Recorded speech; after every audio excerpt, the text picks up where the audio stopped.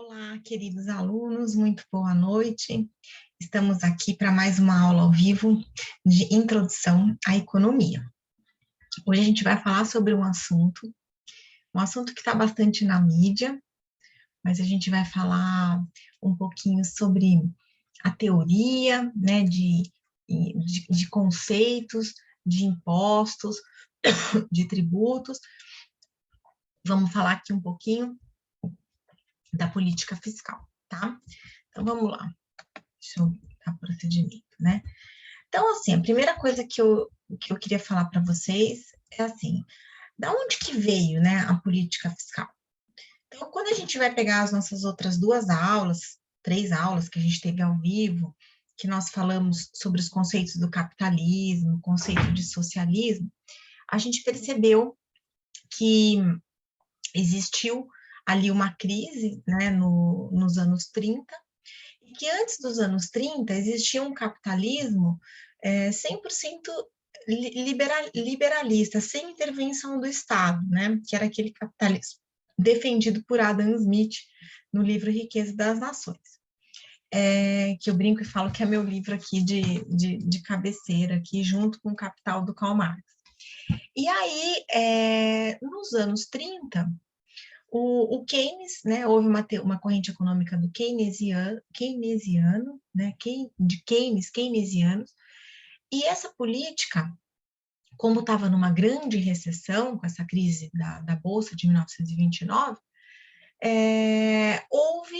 começou a haver a intervenção do Estado em algumas esferas, né, na esfera da saúde, da economia, né, justamente para estimular, né, para estimular a economia na época.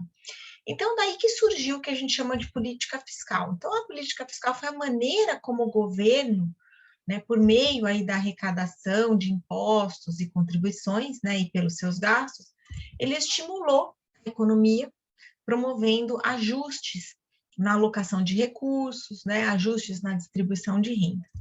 Então, a gente pode dizer ainda, né, que a política fiscal é a manipulação, né, dos tributos e dos gastos do governo para regular a atividade econômica. E ela é usada para neutralizar as tendências da depressão e a inflação. Aliás, no final da nossa aula vive que a gente vai ver que é o que o governo brasileiro está fazendo hoje, né, para tentar conter a inflação. Bom, e ela surgiu justamente após essa crise de 1929, onde o Estado ele começou a intervir na economia em outras esferas que não fosse só a questão da legislação e a questão da segurança. Começou a intervir na saúde, na economia e no bem-estar social. Bom, então a gente pode dizer que política fiscal são todas as ações tomadas pelo governo, no caso a gente está estudando aqui o governo brasileiro, né, em relação às suas receitas e às suas despesas, né, e o resultado fiscal, que a gente chama de primário, né, significa que o que? A receita menos as despesas, como se fosse uma empresa, como se fosse a nossa casa, como se fosse a gestão que a gente faz do nosso salário, tá? Então, as políticas fiscais, elas têm o objetivo de manter a estabilidade econômica, né, ou ajudar no desenvolvimento econômico no longo prazo, como numa empresa. Então, as receitas do governo, elas são provenientes do quê? Elas são provenientes dos impostos, né? Bom, e tem dois tipos de política fiscal. Eu coloquei aqui a expansionista e a contracionista. A expansionista, o próprio nome diz, quando há uma expansão, quando o governo ele gasta mais do que ele arrecada, né? Quando ele fica deficitário, ou que a gente escuta muito falar, o déficit fiscal, né? Então, ele está colocando dinheiro em algum lugar, né? Que pode ser na mão das pessoas. Quando a gente fala de uma política contracionista, né?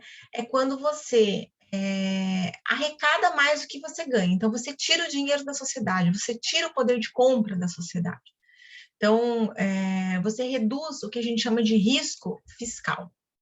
Então, hoje, né, quando a gente, assim, esse quadro aqui que eu coloquei para vocês, né, e ao longo das outras aulas a gente vai até explicar um pouquinho melhor, mas a política fiscal são os gastos necessários, né, para promover os serviços públicos à sociedade, desconsiderando aí os pagamentos de empréstimos e financiamentos. Então, são os gastos com pessoal, com encargos sociais, com transferências para outros entes públicos e investimentos. E como é que a gente fala, né? A gente ouve falar, que nem eu falei para vocês, déficit primário ou superávit primário. nada mais é do que essas receitas, né, primárias ou não financeiras, menos as despesas. Receita menos despesa. Se a receita for maior, a gente está com superávit primário. Se as despesas forem maiores que as receitas, a gente está com déficit primário.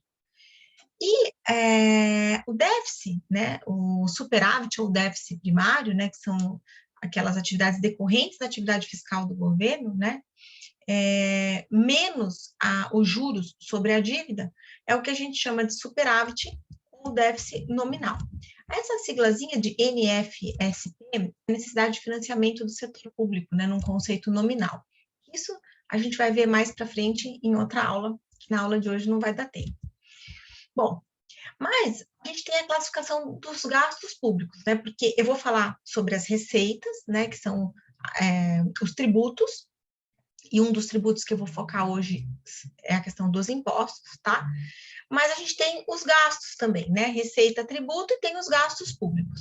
Então, vamos começar falando dos gastos públicos. Os gastos públicos, eles são divididos em dois tipos. São as despesas correntes e as despesas de capital.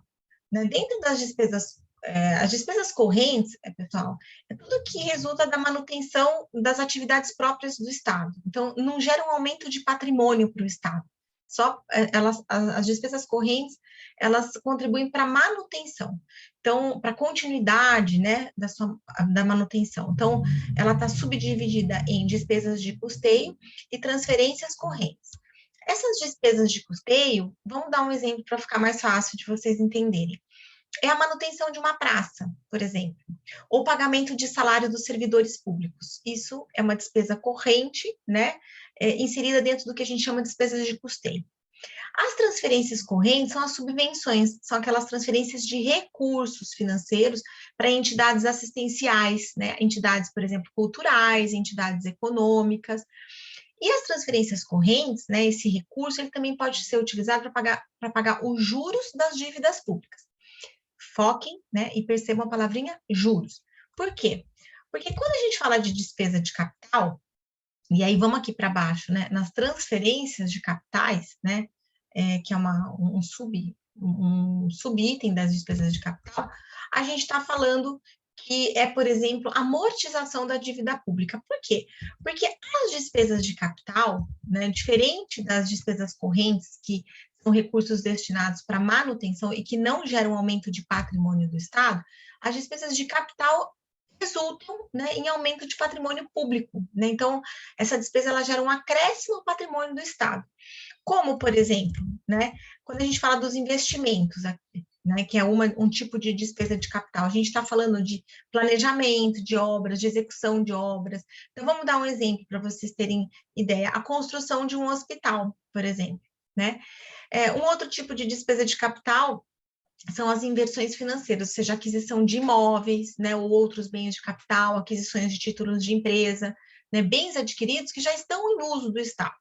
E a transferência de capital, que nem eu mencionei para vocês, um exemplo que é como se a gente tivesse amortizado a dívida pública. São né, recursos que podem ser utilizados para amortização da dívida pública.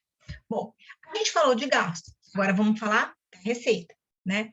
Os tributos é onde o governo ele tem a receita, né, para poder utilizar nesses gastos públicos que eu mostrei para vocês.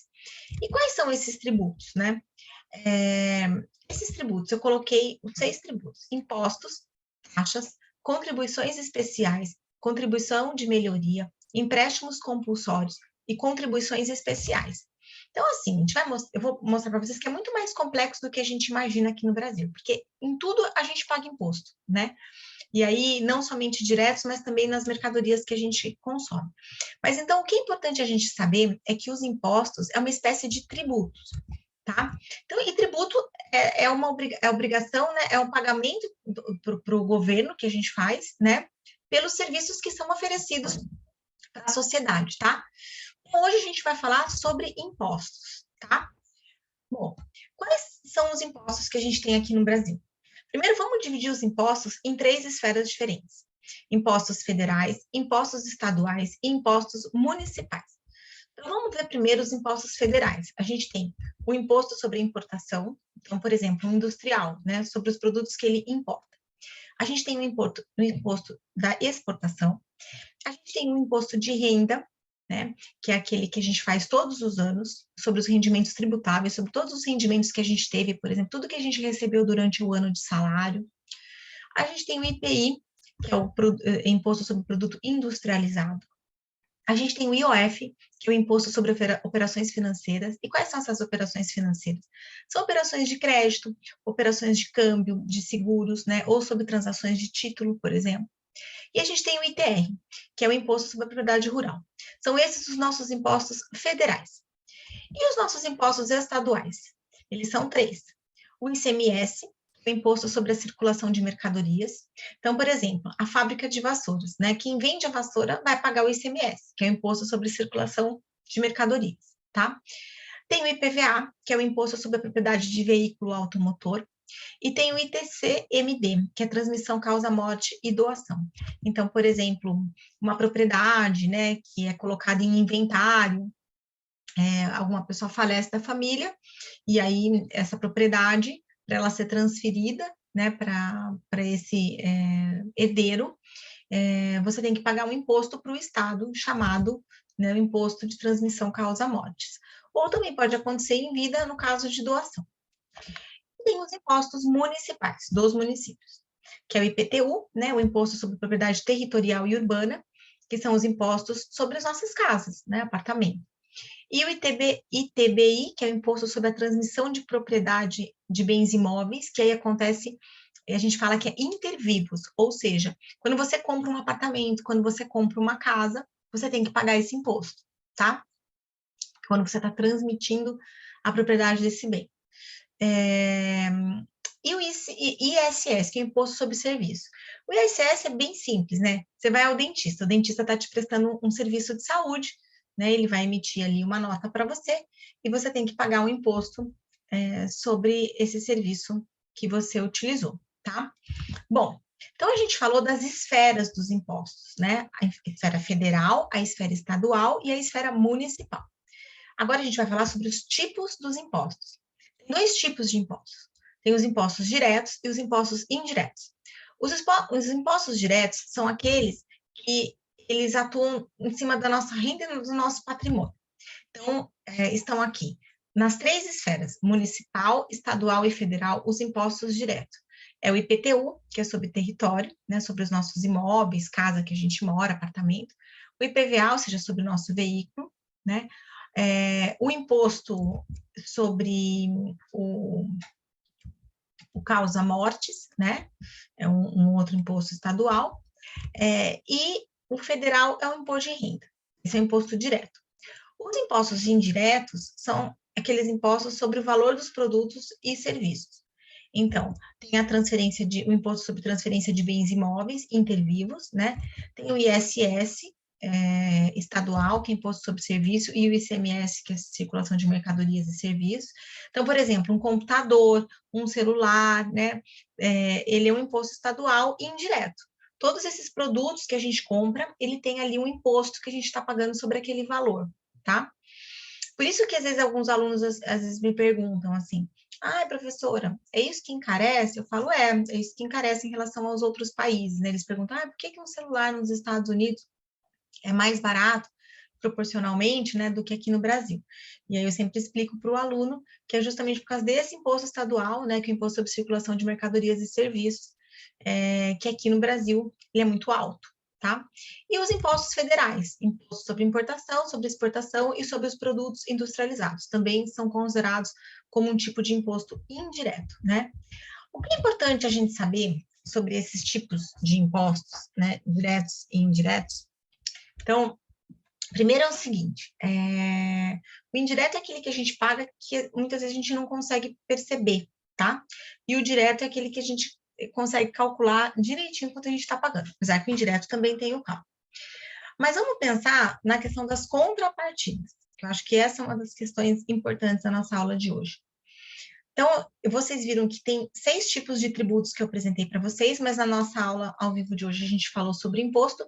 Mas para falar sobre contrapartida, eu vou falar sobre as taxas, tá? Que também é um outro tipo de tributo que é recolhido pelo governo. Então, os impostos, eles têm uma contrapartida indireta. tá? Enquanto que as taxas, uma contrapartida direta. Vamos explicar isso, tá? Os impostos, eles financiam a ação geral do Estado. Então, a gente fala que ele não é vinculante, ele não está associado a uma contrapartida direta. O que significa isso? Como assim, professora? Né? O Estado não tem obrigação de devolver de maneira direta o imposto que a gente paga. Então, o imposto, ao contrário de uma taxa ou de uma contribuição especial, né, ele não tem a necessidade de ser devolvido. Então, vamos dar um exemplo claro para vocês. Quando a gente paga o nosso IPVA, tá? O nosso IPVA é um imposto estadual. Quando a gente paga o nosso IPVA, o que acontece? O que a gente pensa? A gente pensa o quê? Que a prefeitura, que o Estado ele é obrigado a melhorar as vias públicas, mas ele não é, tá? Ele não necessariamente é obrigado a melhorar as vias públicas por causa desse imposto, tá? Quando a gente fala da taxa, sim. Então, vamos dar um exemplo. Quando a gente paga a taxa do lixo, a taxa, sim. A prefeitura, por exemplo, deve devolver em forma de coleta do lixo. Os impostos, não. Então, essa é a diferença. Os impostos, eles têm uma contrapartida indireta, enquanto as taxas têm uma contrapartida direta. Vamos dar um outro exemplo para ficar mais claro. A nossa contribuição do INSS. Toda vez que a gente recebe lá o nosso olerite, a gente percebe que tem lá um valor que a gente contribui, né, para a aposentadoria, né, que é o seguro social. Então, esse INSS, ele é voltado para o pagamento da aposentadoria de todos os aposentados. Então, não necessariamente ele volta para você, mas você passa a ter direito à aposentadoria. Então, essa contribuição não é um imposto, é uma contribuição. Aí sim ela tem uma contrapartida direta, que nem a taxa. Agora, imposto não. Imposto não tem uma contrapartida direta, é uma contrapartida indireta, né? O imposto, ele é direcionado pelo Poder Executivo. Então, todo imposto é um tipo de tributo, mas ele não te dá o direito. Quem define é o Poder Executivo. Seja ele o prefeito, seja ele o governador, seja ele o presidente, de como é que esse dinheiro, como é que esse imposto ele vai ser utilizado. Por isso que a gente fala que o imposto, ele financia a ação geral do Estado. Então, por exemplo, a educação, a saúde, o pagamento de salário dos funcionários públicos, a nossa questão de segurança, né? Ela tem uma destinação genérica, o imposto tem uma destinação genérica conforme as necessidades, tá? A gente não vai discutir aqui se esse dinheiro está sendo bem direcionado ou não, tá? A gente está só discutindo como esse dinheiro é direcionado, como ele pode ser direcionado. E como é que funciona nos países desenvolvidos, que é importante a gente saber, né? Nos países desenvolvidos, tem mais impostos diretos, que nem a gente viu lá os tipos de impostos, do que indiretos. Vamos dar um exemplo. Canadá, Alemanha, Reino Unido, são países que têm mais impostos diretos. Então, assim, lá, os impostos indiretos, eles são menores, o que estimula o consumo. Por isso que as coisas lá, os produtos, eles são mais baratos. Aqui no Brasil, os impostos indiretos, eles são maiores, né, que acaba punindo a população de baixa renda, né, percentualmente falando. Então, aqui no Brasil, a gente pode definir que tem uma predominância, né, a carga de impostos indiretos. Por isso, é um dos motivos que justifica muito a questão da necessidade urgente de uma reforma tributária. Isso também, tá? Aproveitando para falar de reforma tributária, vamos dar esse finalzinho aqui da nossa aula para falar um pouquinho da política fiscal no Brasil. Então, a gente falou de política expansionista e contracionista no início da nossa aula, né? Então, o governo brasileiro, ele pode fazer uma política, por exemplo, contracionista, aumentando os impostos, tá? Gerando aí mais recursos destinados ao governo. Mas o que vai acontecer com a economia, né? Diminui o crescimento da economia, né? Ou o que o governo brasileiro também poderia fazer? O governo brasileiro poderia reduzir as suas despesas, né? Mas o Brasil, ele vive uma situação diferente. A gente está vivendo um momento de recessão econômica pós-Covid, né, causada aí pelo coronavírus. E o governo, para estimular a nossa economia, ele está optando por fazer uma política expansionista, ou seja, ele está gastando muito, né? Porque a política expansionista é mais gastos, né? Mais gastos, sem ter uma arrecadação maior, tá? Então, para estimular o PIB brasileiro, o governo está gastando muito. E o que está acontecendo com isso? Isso está gerando um rombo nos nossos cofres. E aí a gente vive hoje num dilema, porque para fomentar a economia, o governo ele precisa gastar. Mas para ele gastar, ele precisaria arrecadar mais dinheiro, aumentar os impostos.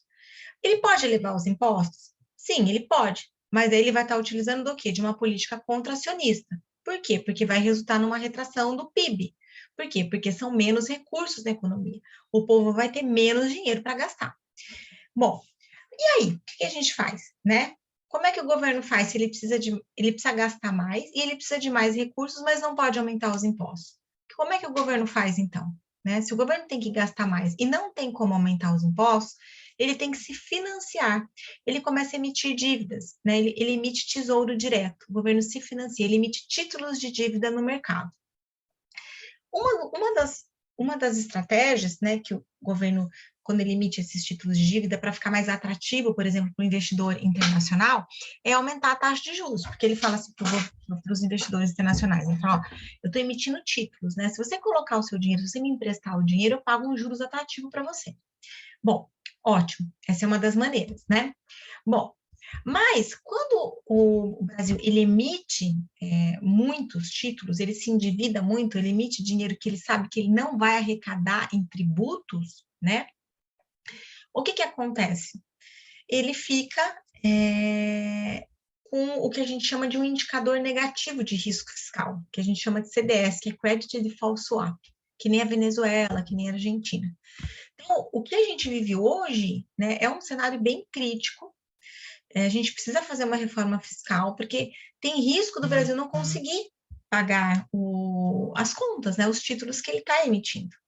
E aí, o que acontece? O que demanda esse cenário crítico? Né? Demanda um corte de impostos para estimular mais a economia, e daí menos arrecadação ainda, por um lado, e a diminuição de gastos, né? Como que é a diminuição de gastos? A diminuição de gastos através de uma reforma administrativa, né? E de uma reforma fiscal, simplificar os impostos, né?